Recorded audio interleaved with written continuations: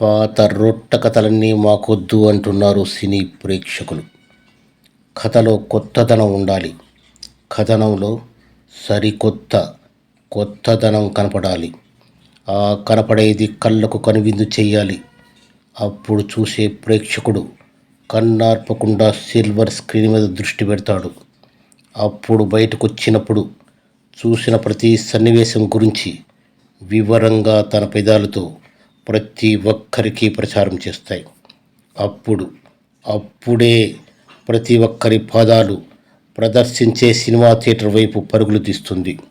అప్పుడు theatre gate ముందు Housefull board పెట్టినా, మడత పెట్టిన కుర్చీని చంకలో వేసుకుని సినిమా థియేటర్ లోపల ఆ మడతను తీసి కుర్చీలో కూర్చొని కన్నార్పకుండా ప్రతి సన్నివేశాన్ని ఆస్వాదిస్తాడు. ఇవన్నీ ఈ హద్దులు దాటిన ప్రేమ కథలో పుష్కలంగా ఉన్నాయి. Boundless love story 3 parts. ఓ సాహసవీరుని అపూర్వమైన ప్రేమ కథ.